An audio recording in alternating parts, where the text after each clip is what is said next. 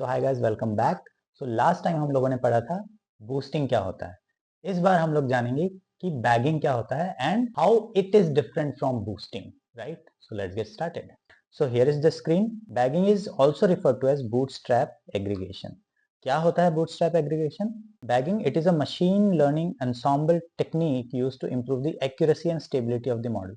मैं बताऊंगा एक्यूरेसी और स्टेबिलिटी किस तरीके से मॉडल की इंक्रीज होती है, specially those prone to high variance like decision trees. Last lecture में हम लोगों ने देखा था डिसीजन ट्री किस तरीके से काम करता है, and you are very well aware that decision tree are one of the most unstable structure और you can say unstable model, right? तो हम देखेंगे बैगिंग किस तरीके से इसकी अनस्टेबिलिटी को इम्प्रूव करता है, इसके वेरिएंस को रिड्यूस करने में हमारी हेल्प करता है।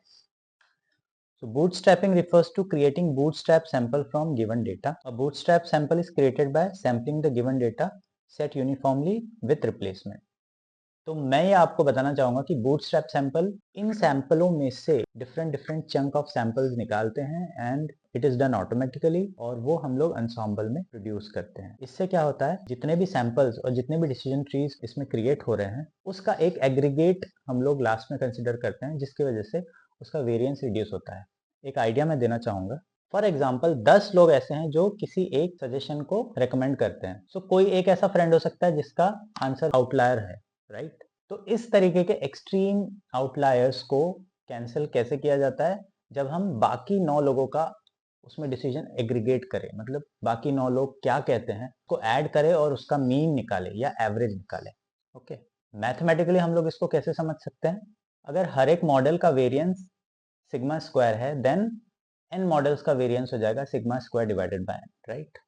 सो with 10 models variance drops to sigma square by 10। तो अगर आपके पास 10 मॉडल है तो आप उसके सिग्मा स्क्वायर को 10 से डिवाइड कर दीजिए, तो आपको एक एवरेज वैल्यू निकल कर आएगी। ओके, तो बूटस्ट्रैप सैंपल में 40 to 70% data he data set से सिलेक्ट होता है, राइट? और जैसा कि मैंने बताया एग्रीगेशन क्या होता है, it implies combining the result of different models present in the ensemble. Okay, एक इलस्ट्रेशन में देता हूँ। For example this is our data set. Okay, this is our data set. Let's say हम लोग 5 मॉडल बनाते हैं। So this is 1, this is 2, 3, 4 and 5। तो इसमें क्या होगा, पांचों मॉडल जो है वो इस तरीके से इसमें डेटा सिलेक्ट करेंगे। फॉर एग्जांपल इसने ये सिलेक्ट किया, एक ने ये सिलेक्ट किया, तीसरे ने ये सिलेक्ट किया, चौथे ने ये किया और पांचवे ने ये किया। अब इसमें क्या हो रहा है, ये डिफरेंट सैंपल मॉडल सिलेक्ट हो गए, राइट? हर किसी के पास चले गए, बट कुछ ऐसे पॉइंट्स है इसमें जो किसी भी डेटा सेट में प्रेजेंट नहीं है, राइट? उनको क्या बोलते हैं हम? Out of bag error. उनको हम लोग बोलते हैं आउट ऑफ बैग एरर। ये क्यों होता है? क्योंकि रैंडमली सिलेक्टेड सैंपल्स होते हैं जो रैंडम फॉरेस्ट में और यू कैन से बैगिंग के प्रोसेस में यूज होते हैं। तो जब रैंडम सिलेक्शन है तो मेजर पॉसिबिलिटी होती है कि एटलीस्ट 30-35% डेटा सेट जो है ये ऐसा डेटा सेट होता है जो किसी भी मॉडल में सिलेक्ट नहीं हुआ होता है, इसे सारे मॉडल्स छोड़ चुके होते हैं, और यही होता है out of bag error. Okay, तो इन बूटस्ट्रैप सैंपल से ओके हम लोग एक मॉडल एग्रीगेट करते हैं। हम एक ऐसा मॉडल बनाते हैं जो इन सारे बूटस्ट्रैप सैंपल का एग्रीगेटेड मॉडल हो, और ये सबसे लो वेरिएंस मॉडल होता है, ये सबसे लो वेरिएंस मॉडल होता है, राइट? सो थ्योरी क्या बोलती है? Instead of training one model, bagging trains multiple models on different subset of training data. Yes, we have seen this. These subsets are created using bootstrap, right? Sampling with replacement. तो ये जो white sign मैंने दिया है, this is a sign of replacement. मतलब एक बार आपका data यहाँ गया और जब नेक्स्ट ट्री बनेगा तो ये डेटा सेट वापस इस बॉक्स में, डेटा सेट के बॉक्स में वापस आ जाएगा। Okay, this is called as sampling with replacement. तो प्रेडिक्शन सारे मॉडल का एग्रीगेट करते हैं, क्लासिफिकेशन में होगा मेजॉरिटी वोट और रिग्रेशन में होगा average of all predictions. So why bagging is needed? सबसे पहले तो वेरिएंस रिड्यूस करता है, एंड सेकंड एक्यूरेसी इंप्रूव करता है, राइट? और जो भी अनस्टेबल मॉडल्स होते हैं उसके लिए सबसे रोबस्ट इलाज है। ओके, इसमें हम एग्जाम्पल क्या ले सकते हैं? सबसे बेस्ट एग्जाम्पल है रैंडम फॉरेस्ट, जो बैगिंग टेक्निक को यूज करता है। ओके, तो ये रैंडम फॉरेस्ट हम लोग थेरेटिकली तो हमने देखा है किस तरीके से होता है, बट हैंड्स ऑन हम लोग करेंगे रैंडम फॉरेस्ट हमारी नेक्स्ट क्लास में। तो stay tuned for the next video. Okay, अच्छा, इसमें आप ये भी मुझसे पूछेंगे कि ये वेरिएंस किस तरीके से रिड्यूस करता है।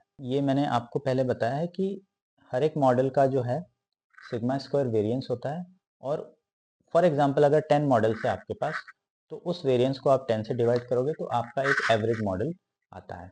So that is more stable model. जो हमने लास्ट लेक्चर में पढ़ा था बूस्टिंग, और अब जो हम लोग बैगिंग पढ़ रहे हैं, इन दोनों में डिफरेंस क्या है वो हम लोग जानेंगे। ओके, सो लेफ्ट साइड मैंने रखा है बैगिंग और राइट साइड मैंने रखा है बूस्टिंग।